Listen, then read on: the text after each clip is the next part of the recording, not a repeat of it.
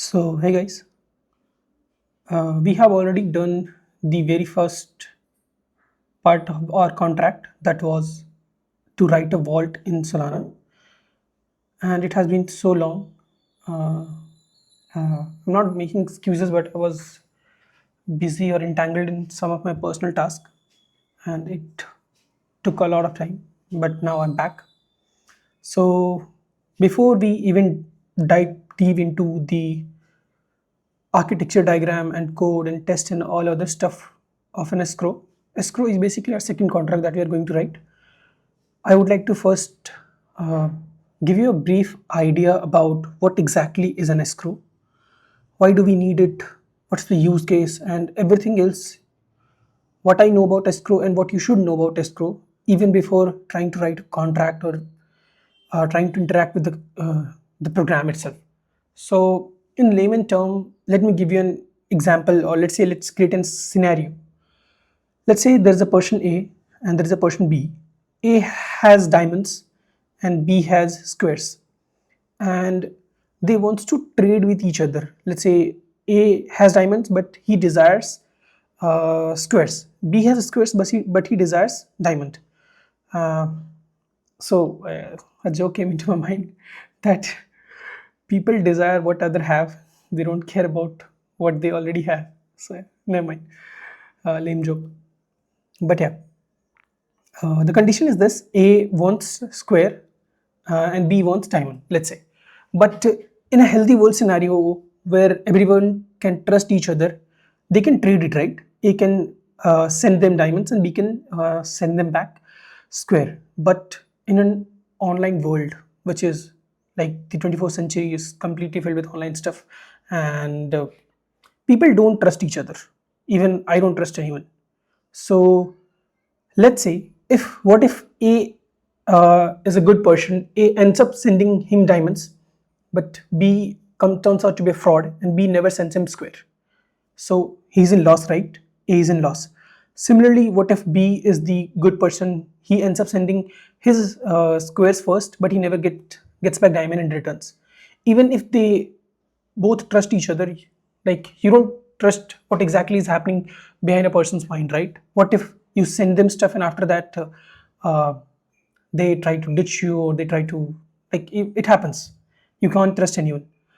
So as a result, but what you can trust, why do we need an escrow? So here, this is the place where escrow comes in work, or comes in handy.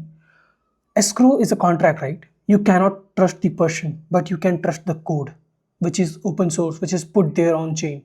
You cannot trust a human being, but you can trust the computer, because it would never lie, it would never cheat. So escrow is something that could be helpful over here.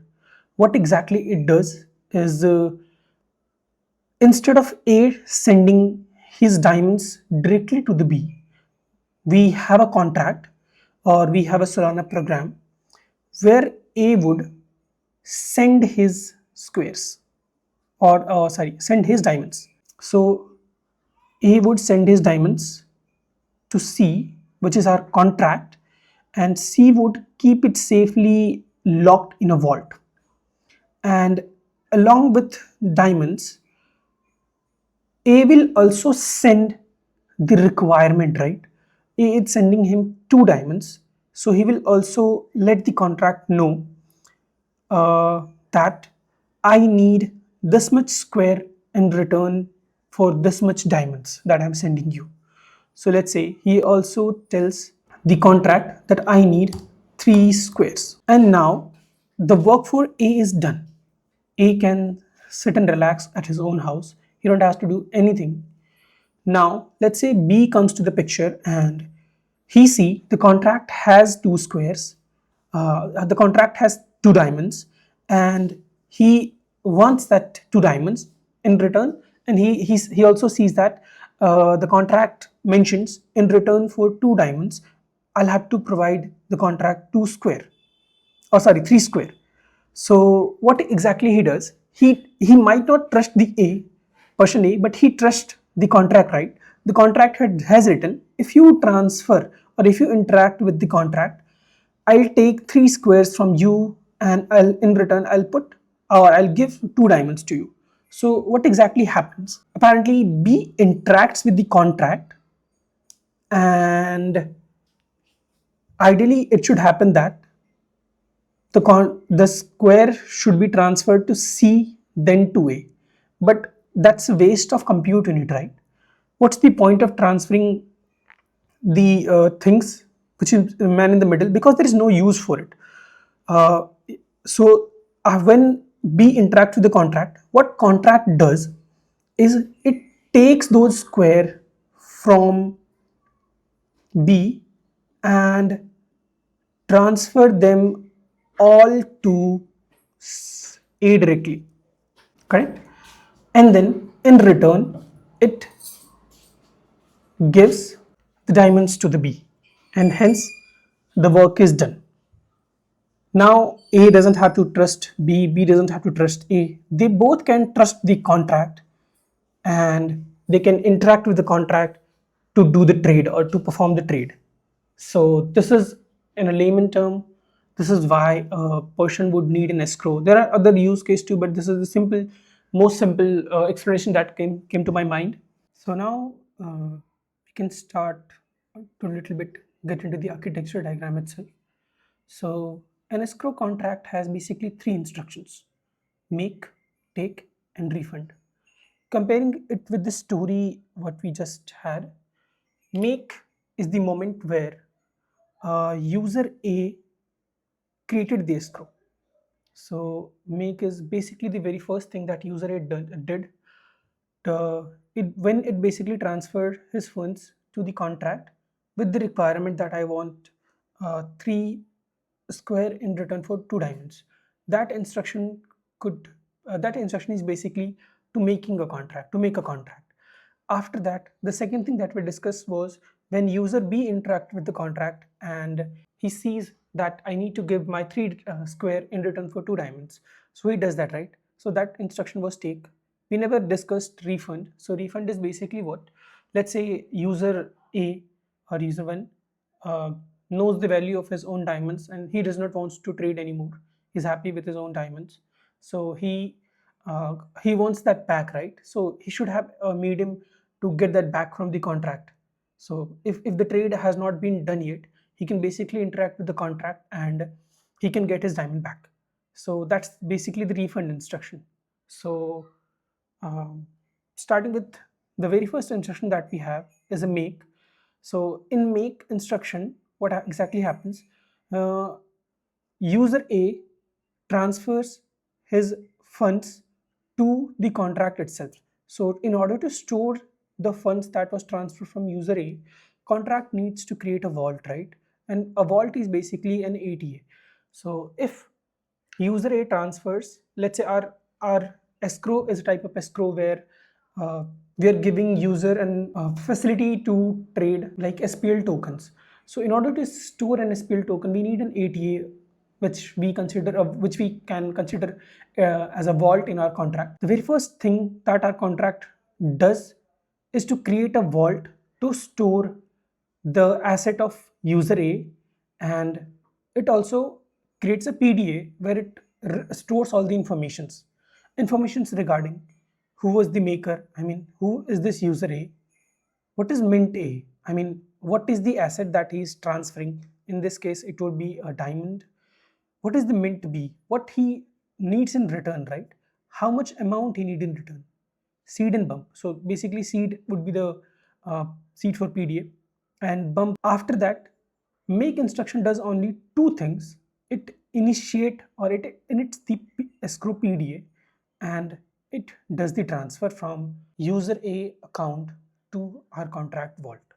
After that, we have a take instruction, which is basically an instruction that was initiated or that was interacted by user B to complete the trade. So we know that user B had squares in his account and he wanted diamond in return, right? So what take instruction does basically is to take token B from user B, which was basically squares, and transfer it directly to the user. So If you'll notice, the transfer instruction of mint B has been done from user B ATA directly to user A ATA, and the signer for this transfer would be user B because he is the owner of the asset. He owns token B right now. After that, the second thing this contract does in the same instruction is to transfer token A, which was diamond, from the contract vault to user BAT. If you notice here, we don't need user A signature, right? Because he has already done his work by making the escrow, by initiating or by interacting with the make instruction. Now the contract is owner of asset A, and the contract needs to sign using signer seeds to do this transfer. After that, both the transfer has been done. After that, we don't need this PD, right? It stores only dummy informations regarding the trade, which the trade already has been completed. After that, there was some rent used in order to create the vault. We can send back rent back to user A or user B, whoever we want. It depends, totally depends on us.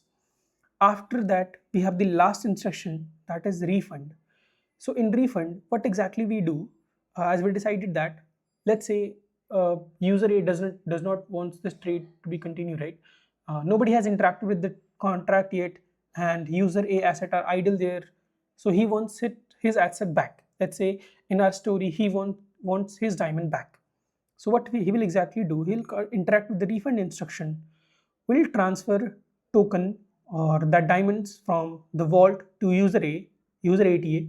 And since this is a transfer from the contract vault to the user ATA, we need signer seeds because at this time the owner of the asset is our contract, not the user A. After that, the same thing that we did after the contract was completed or like the trade was done, we close the PDA, we send back the rent to back to the user because we don't need it, right? He can, if he wants to create an escrow again, he can interact with the make instruction and so on.